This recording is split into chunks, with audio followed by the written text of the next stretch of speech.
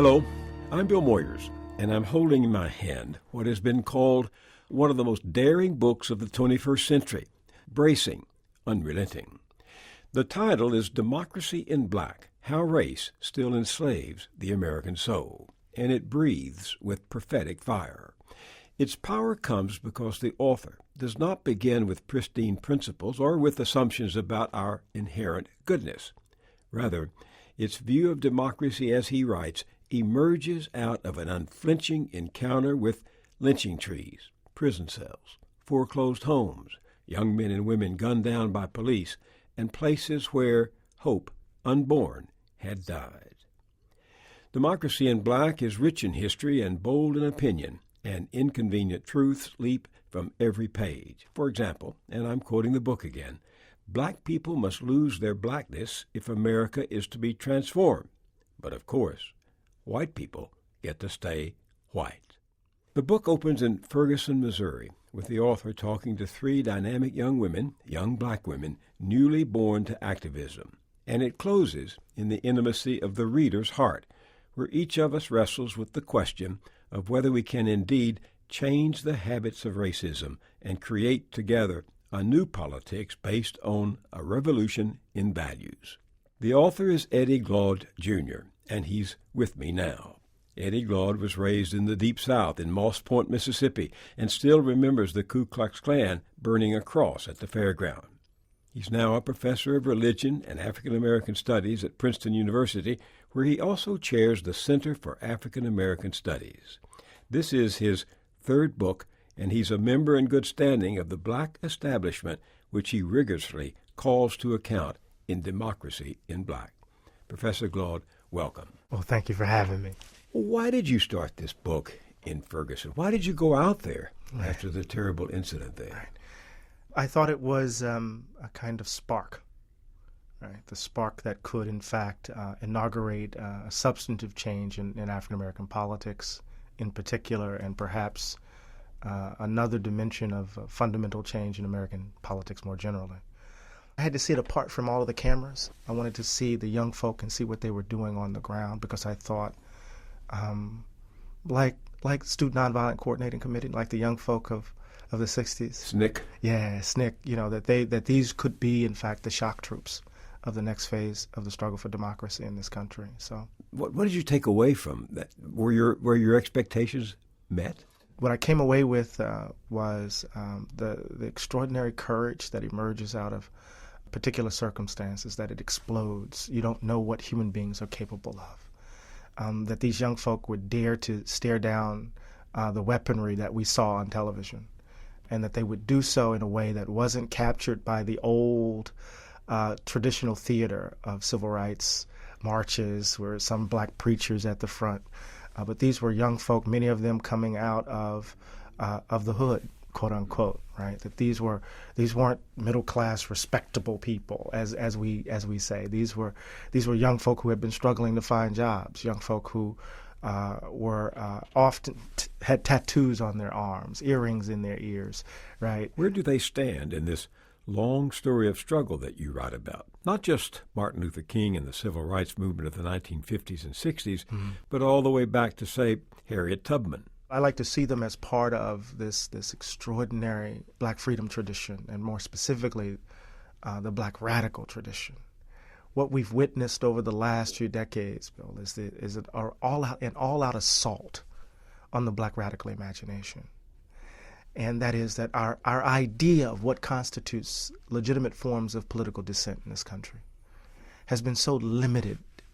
It has been so narrowed to party electoral politics, to tweet here or Facebook post there, or some march here or there. But, the idea of everyday ordinary Americans stepping out of the established frame for political dissent and daring to challenge the state up front with their bodies, with their minds, and with their mouths. They stand in that tradition. Oftentimes they've been cut off from it because of the narrative, so they have to reinvent it. Because we tell ourselves a story of African American politics that's always, at least it seems to me, that's always kind of bound by This idea that America is the shining city on the hill. But white Americans prefer the Martin Luther King model, the Martin Luther King of the march, the Martin Luther King of nonviolence, to those radical practitioners of an imagination that would go beyond just collaboration with whites. Yeah, of course they would, right? Because it allows folk to be comfortable in the very thing that's at the heart of the problem of the country. What is at the heart of the problem of the country? The value gap. Value gap. The value gap. We talk about the achievement gap, we talk about the empathy gap, we talk about the wealth gap. And the value gap is this. That is the belief that white people matter more than others. And to the extent to which that belief animates our social arrangements, our political practices, our economic realities, under different material conditions, as long as that belief obtains, democracy will always be in abeyance in this country. But you write that this value gap, the belief that white lives matter more than black lives, goes all the way back to the foundation, as Martin Luther King, as he said toward the end of his life, that white supremacy is the great barrier to democracy. Right. But, the idea is that we have to tell the truth. And when I tell people about the value gap, right, and I'm thinking about this in light of Black Lives Matter, right? So the phrase calls to mind this assertion on the part of these young folk that they matter, that black people matter. Well, I believe the price of that ticket has already been paid. I don't need to assert that I matter. I know that. And these young folk who exhibited all of this courage and boldness and imagination and creativity in the context of their rebellion, of their protest, they know that. Who doesn't know it? The folks who believe that they matter more. So the assertion of Black Lives Matter is really white people don't matter more than us. I'm trying to speak to the fact from the very founding, that the principles of democracy have been colored, disfigured, undermined by this assumption that because of the color of your skin, you should be accorded something different. An assumption written into the basic documents of the country, right? Mm-hmm. Into the basic institutions of our founding fathers owning slaves. Right. And this is the radical claim at the heart of the book, that I reject the idea that at the heart of racism, at the heart of the racial problem in this country, that there's a gap between our ideals and our practices. This is the 1944 Gerner Myrdal formulation from the American Swedish dilemma. Social scientist. Right, that the problem with America is that we don't live up to our creed. And usually the region that bears the brunt of that problematic is all too often the South. And as I tell my students all the time, Flint, Michigan is not in the South. But this idea that the problem that is a gap between our ideas and practices, that's all we need to do is align them. And I say that, what if it's the case that we've built the country true? That it's not a gap between our ideals and practices, that the value gap is absolutely essential to who we take ourselves to be. And what our task is to kind of retrieve the language of liberty and freedom and equality, to remove it from this idea of American exceptionalism and give it new life, in which every human being is accorded dignity, no matter their zip code or the color of their skin. How did you become who you are, given where you grew up, in the long and lengthening shadow of white supremacy, where your life didn't matter to the powers that be as much as their own children's? How did you become who you are? My dad was the second African-American hired at the post office in Pascagoula, Mississippi. So my dad, knowing he had precocious kids, moved us to the west side of town. And I was playing with my Tonka truck outside as we were moving in, and an older white guy, neighbors, called me the N-word, and I grabbed my Tonka truck and ran inside. And I saw my dad's eyes, and I saw the anger and the rage that was so familiar to me. And he ran outside, and he handled his business. I don't know what he said to the guy. I know the for sale sign was up pretty soon. But it was an indication of how my dad raised us. I remember when I was in the 4th grade, a teacher was, I thought, harassing me, and I got up and I yelled, "You're a racist," and I walked out of the classroom. And I thought I was deathly afraid of what's going to happen to me when I got home. And my father, this man who rarely said a word, who rarely showed emotion, said, what did she say? What did she do? And I told him, and he said, every time someone says something like that to you, you do the same thing. And then I went to Morehouse. Morehouse College. Morehouse College. And so I was dipped in deep waters of racemen So I was kind of educated in this space. Did your father and mother talk to you about white supremacy? Did Not they at ever? all. Not at all. I didn't even know SNCC had a presence in my hometown growing up. The Stokely Carmichael, who later would become Kwame Ture, and Ivanhoe Donaldson, who just recently passed, that they were in my hometown. I didn't know that till I got to graduate school. As radical activists? As radical activists. I didn't know that there was a movement to desegregate the pools, the swimming pools in my town. I didn't know that. I was always integrated. You know, I was going to the Optimist clubs. I was playing Dungeons and Dragons with Ron Krotozinski, right? It was an existence that was that in some ways I integrated Moss Point in these kinds of spaces. But but I remember when Eyes on the Prize came on, and my father just jumped up and started cussing and walked out. The PBS series? Yeah, when it had first came out, when it first came on on PBS, and I remember my dad watching and just started cussing and got up and walked out. My dad was very clear he didn't like white people. Very clear. When they shot out the sliding door, the back of the house, kids behind us shot out the sliding door with a pellet gun. My dad responded with a 12-gauge shotgun and blew off a limb of their oak tree and said, "Shoot back here again." But there was no, outside of me knowing that he was rageful, that he didn't suffer white people easily. But in your own home, you didn't discount your life. No, I was busy listening to Al Green, having fish fries on every Friday because they were devout Catholics, kind of reveling in a cultural space that isn't obsessed with what white folks think. And it's really an empowering experience.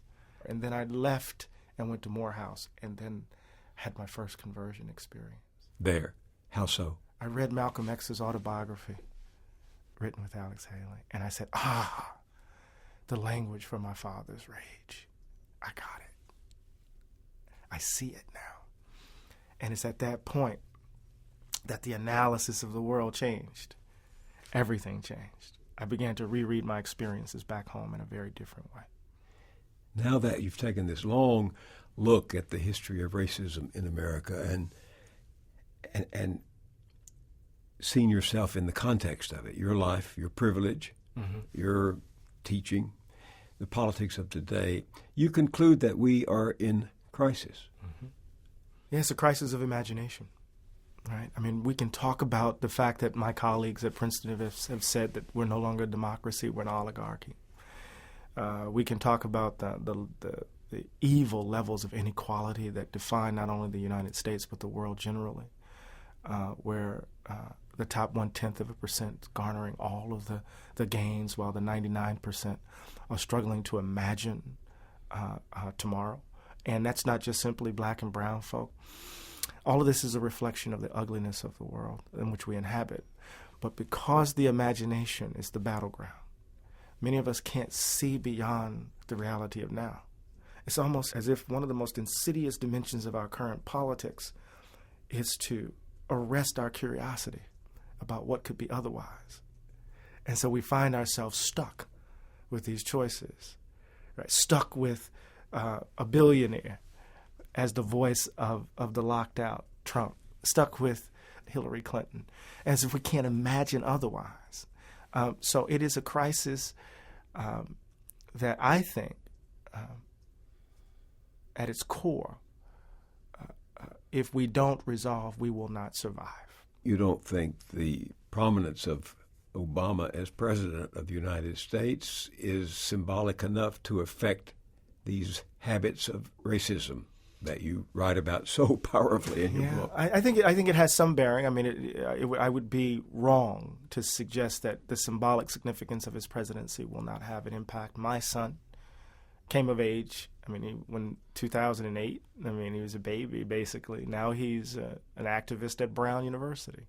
So he grew up with an African American in the White House, but he also came of age politically with Ferguson, with Sandra Bland, right, with Laquan McDonald. And your son is not free of the intrusion of the world we're talking about. Tell me that story about your son. So I had just recently got a call saying that I had been elected the president of the American Academy of Religion, the largest body of scholars of religion in the world.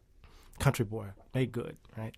And then I get a call from my son an hour later. And I could hear it in his voice. I said, "What's wrong?" And he says, "I was in the park doing an assignment for my urban ethnography class with my girlfriend. And I'm sitting there taking notes, and a police cruiser drives by slowly. And then he hits a sudden U-turn and turns on his lights and drives up on the sidewalk. He gets out. He flashes the flashlight at my feet, then at the bushes, and then in my face. And I say, 'Officer, can I help you?' And the officer says, 'Who are you and why are you here?' And he says, 'I'm a Brown student, and I'm doing an assignment for my urban ethnography class.' And the officer says, 'Well, the park closes at 9:30. And he says, 'Yes, sir. I know, but it's only 7:30.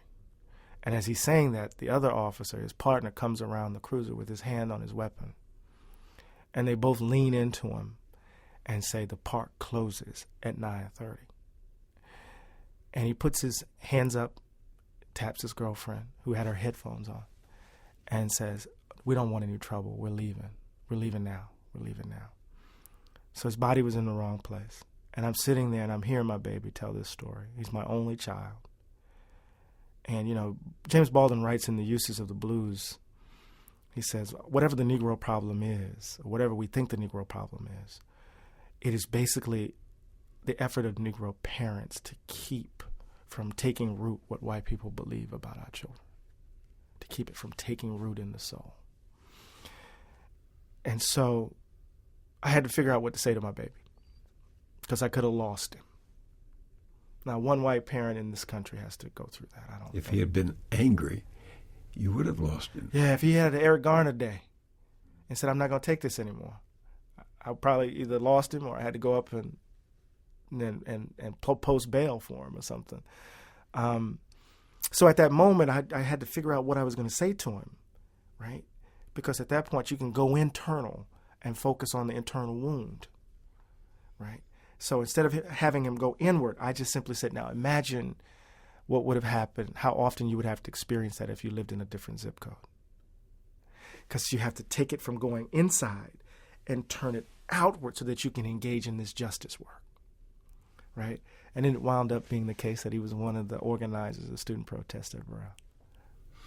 Turned his own anger into something positive. Right. This justice work. Hard to do. Yeah. So here's a young man whose political vision, shaped by a black man in the White House, but whose existential life, his experiences have been overdetermined by the reality of black suffering, right, all around him. And because he's aware, he sees it. I mean, if you think we saw the expansion of the black middle class and the black upper class, right, in the 90s, right, at the same time that we were seeing, in interesting sorts of ways, an expansion of the black poor, right, extreme poverty, right. So if you think just because we have a Robert Johnson or an Oprah Winfrey or a Jay-Z or Beyonce, that somehow that's changed the conditions of the most vulnerable in our communities, then I got a bridge in Brooklyn I want to sell you. I just read this morning that the rate of unemployment among blacks is actually higher today than it was in 1954. Yeah, absolutely. 38% of black children are now growing up in poverty. In my home state of Mississippi, 50% are growing up in poverty. You look at the housing bubble collapse, 240,000 homes lost in black America. Now, after the wealth gap between white and black is 13 times that. White wealth is 13 times that of black wealth. You look at the rate, what has been the impact and the effect of mass incarceration in our communities. What has it meant for 3 strikes, you're out? What has it meant mandatory sentencing? What has it meant broken windows policing? When you look at places like D.C. and places like Philadelphia and places like the South, how many young African-American men and women find themselves in some shape, form, or fashion involved with the carceral system, the carceral state. And then when you think about this public, this incredible ritual of public grieving of these black parents and family members and friends having to bury their loved ones who've been killed at the hands of the police. All of this is on the watch of the first black president. See, this is what's happened. The scripts that we've had before, the underlying reality has changed so fundamentally that the traditional scripts don't align.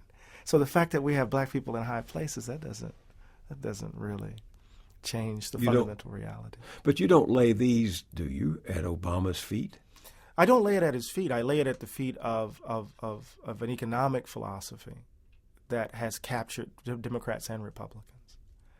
Talk about that. So look, I mean, we know the story of what the DLC, the Democratic Leadership Council, what we know that story. That was the group that Bill Clinton helped to create back in the 1990s to move Democrats toward money, toward corporate power and Wall Street, because they were tired of being seen as New Deal and called, the big spenders. Right, and we know what that meant. They said, well, in some ways, Democrats have to distance themselves from their traditional base. They have to contain labor, and they have to contain black folk. And what has that meant? I mean, that has meant triangulation. That has meant taking the policies of the Republican Party. That has meant becoming cozy with Wall Street. That has meant turning one's back on the most vulnerable in this country. And so Democrats bear the blame and the responsibility. Right. In some ways, I like to say that the first neoliberal president was Jimmy Carter. When we talk about austerity you go further than that. You say that Jimmy Carter and Bill Clinton and Barack Obama were what Herman Melville called confidence men. Yeah. What do you mean by that? That's three Democrats in a row. Yeah, selling the snake oil of hope and change. That somehow by electing them, they were going to change the frame. That they would uproot the value, that they would close the value gap and uproot those habits. If we locate white supremacy or racism or the value gap only with people who are loud racist, folk who are running around with hoods and yelling the N-word, then you're going to miss it. Right? We learn race by just simply walking around New York City, walking around Princeton, just the way the space is organized. We're being socialized into the habits of race. And so you can come in and dance around the edges. And these people made all of these promises, and they knew they could not be elected without black voters. African Americans came out for President Obama in 2008 at 95%. And then when, as a constituency, we said, speak to our suffering, give us concrete policies. I can't be the president of Black America. I'm the president of all America. Nobody asked you to be the president of Black America. You did not expect him to be the president of Black America? We expected him to speak to a constituency that voted for him at 95%. See, this is the thing. Because of the way in which race works, it distorts how we participate in the democratic process. And these Democrats, it's a shrewd hypocrisy. It's a shrewd hypocrisy. They play on our fears because they say, look at those other guys. Look how much worse it would be. And then they don't have to deliver a damn thing. You're right. The most disturbing example of our inability to talk substantially about race is how President Obama handles the subject.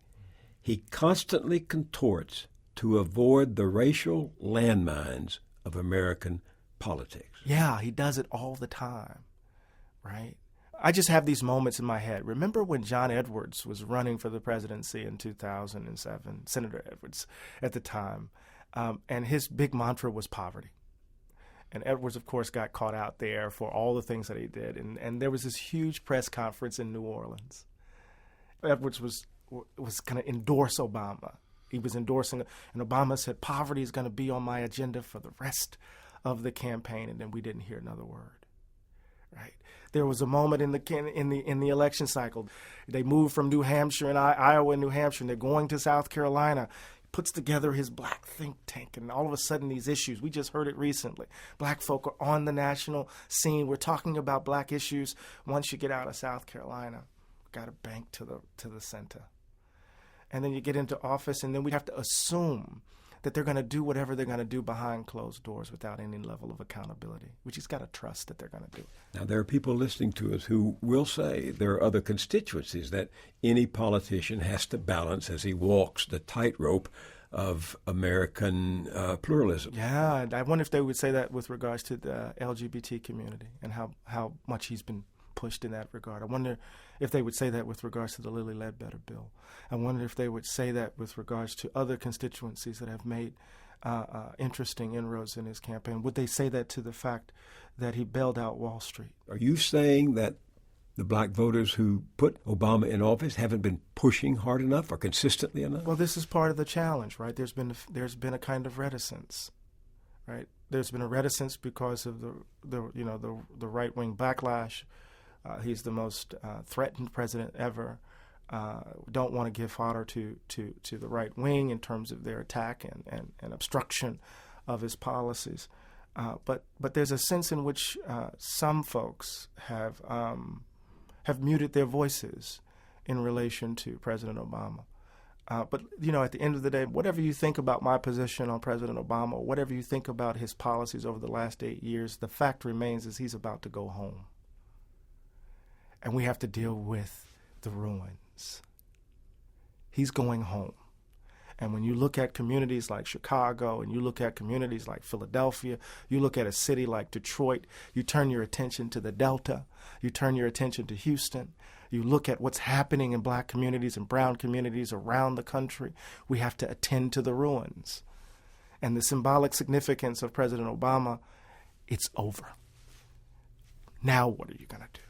One of your moving passages is about how the president responded to the killing of Trayvon Martin. You say he said we should ask ourselves as individuals and as a society how we can prevent future tragedies like this. As citizens, that's a job for all of us. Now, what's wrong with that? Right. So it's a nice way of talking, but when you actually get to the content of it, right, it becomes a matter of our hearts only, right? Or you get the thing that was interesting about that press conference is that he dropped a seed for My Brother's Keeper, right? Which is the organization, right? Which is his initiative around mentoring for black and brown young men, and has been pushed by others to include women in that. But again, that's just a private-public partnership aimed at speaking to structural realities that reproduce poverty and precarity for a particular community of concern. So, he said he wanted to look at stand your ground laws. What happened to that? He said we need to increase training. Whenever you hear about increasing training for police, you should wonder and worry, as my colleague Naomi Murakawa talks about, because that just simply means more money, more funding for police. It doesn't translate in changing the nature of policing itself. And so when you look at the content of what he offered in response to a wannabe cop who killed a young kid, right? Or in response to police officers choking Eric Garner for Lucy, a cigarette. It was a Band-Aid for a bullet wound, for a gunshot wound. And we're supposed to be satisfied. I'm not satisfied. You say he, Obama, joined Bill Clinton and Jimmy Carter, other Democratic confidence men, who presented themselves as people who would challenge the racial order of things, but neither change the racial habits at the heart of the country. Right. Can a president do that? Yes, I think so. Can change the racial habits at the heart I think they can of history? I think they could use their bully pulpit, Bill, and really force the country to confront the way the habits evidence themselves. We did it in the military. When the military was segregated, we did it. And it's probably one of the most integrated institutions we have in the United States. We could do it with public education if we were committed to educating all of our children. What would it mean for the president to say, right, historically we have double-digit unemployment in communities because we have had historically a dual labor market in this country? There's a reason why the unemployment rate for white Americans is at 4.3%. For black Americans now, it's at 10.1%, right, unadjusted. There's a reason for this, and it's not because black people are lazy. Some are, because we're human beings, so we have lazy human beings. How will we address this? And do it in a way that isn't the equivalent of, asking an academic like myself or equivalent of John Hope Franklin to lead a commission on a conversation about race that's so heavily politicized that we can't get anything out of it. And I'm thinking about Clinton's conversation on race during the Bill Clinton years. So part of it is to take specific instances. In my mind, there are three areas: it's education, right? It's jobs, right? And it's criminal justice. Three issues where we see the habits of that undergird and sustain the value gap, and we address them directly. Because many black kids go to bad schools. Right. you would change the school system. Right. But right now, what do we have? We have the kind of greed that you've been talking about for all of these years. Because what we see is the effort on the part of most folk is just simply to transfer public dollars into private hands. They're not really interested in educating our kids. And they're balancing the budgets of their municipalities on the backs of school districts in black and brown communities. And so they're not interested in educating our children. And you say that black folks suffer more when these austerity measures are passed. Could it be something else? I mean, you talk about your father going to work for the post office. I know many black folks whose first jobs that paid anything were with the United States Post Office. But with the Republicans and Democrats too cutting government, there's more than just an austerity policy at work there. No, right? Absolutely. I mean, growing up in Mississippi, when my dad was hired at the post office, that's high cotton. Yeah. I mean, it afforded us a middle-class life. He put his kids through college as a result of that. Think about the middle class in a place like Washington, D.C., the black middle class in a place like Washington, D.C. that's worked for every aspect of government. And then you see, right, the disappearance of private sector jobs, those manufacturing jobs. But as they've tried to starve the beast, as the narrative of big government is bad has taken root, we've seen a shrinking of government. And those public sector jobs are disappearing. And as well, there's an attack on public sector unions. So the security that the unions provided for those jobs, right, they've been weakened. And what's so striking about that is that in the moment in which we were asking and clamoring for President Obama to put forward a bolder stimulus package, he starts debt mongering, right? He starts worrying about the debt and starts freezing wages and cutting jobs, disproportionately impacting black and brown communities that rely on public sector jobs. And you say that black communities around the country today are in deep, deep distress, but they're invisible. Yeah. Unless there's an outburst, as in Ferguson or Baltimore or Flint. Right. Our communities are invisible because the people who inhabit them are disposable. And does that go back to your original thesis that black lives are less valuable than white lives? In policy and in practice. I really do believe that. I mean, think about it. People are worried about OxyContin. They're worried about the epidemic of heroin. And this is a public health crisis. But think about what happened in the 80s and 90s, right? When crack was ravaging our communities. And what was the response? Right? It wasn't empathy. It's interesting. You don't talk as much about empathy and compassion as the instrument of change as you do actual policy. The way to change the habits of the heart, you say, is to enact policies that require change. I honestly believe that the moral argument, right, takes root, is given content, right, in the way it's translated in policy. And so the idea of the value gap is this, right? The idea is that the value gap distorts who we take ourselves to be. I think democracies require particular kinds of people.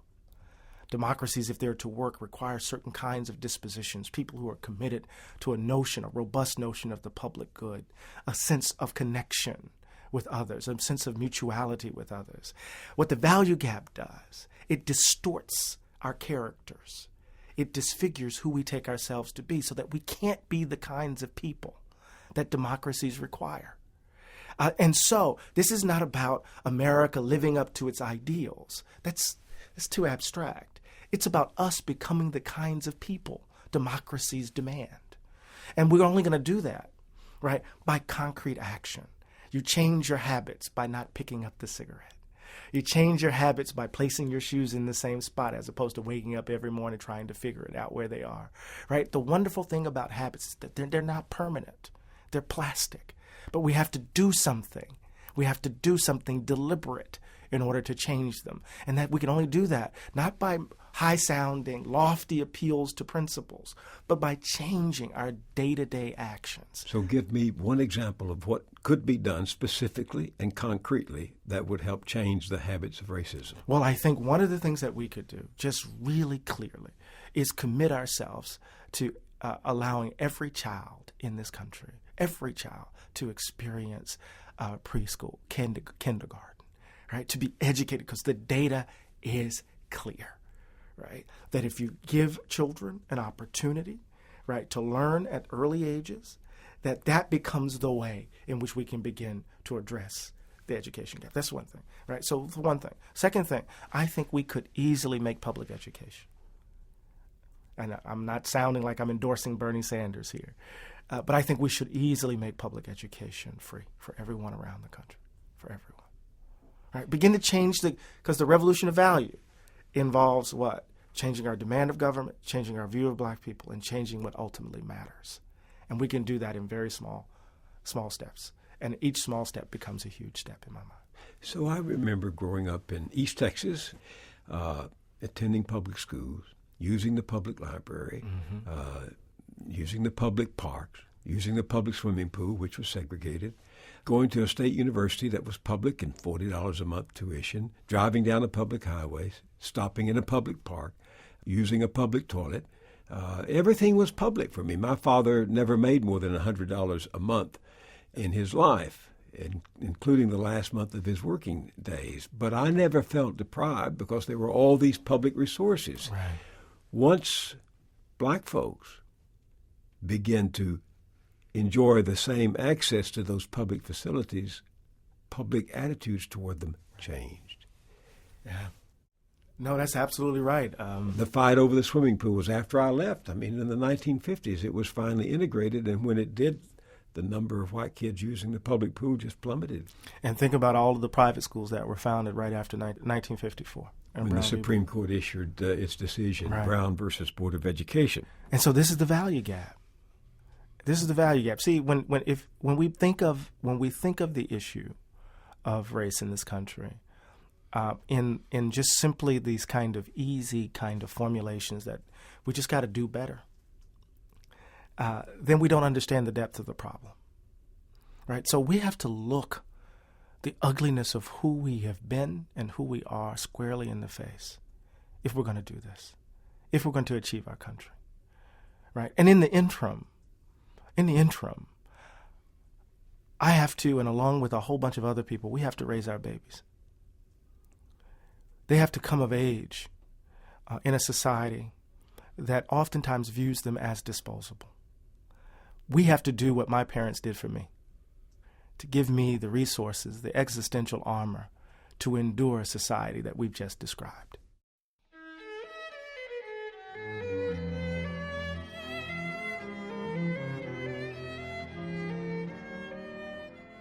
Thanks for listening. This was the first part of my conversation with Eddie Glaude Jr., author of Democracy in Black, How Race Still Enslaves the American Soul. In Part 2, Professor Glaude calls for a radical reboot of democracy. We need to become traitors for democracy. And this is where your book really causes a lot of people to get nervous. You call for what you call a blank-out campaign. What is that?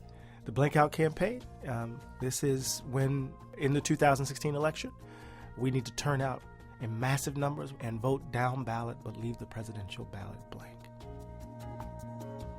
We'll have that conversation for you soon, online and in our podcast feed. This podcast was produced by Gail Abloh and John Light. Go to BillMoyers.com where you can learn more about the team that collaborates on this series and read more news and analysis of issues we think are vital to our democracy. This podcast was a production of Public Square Media.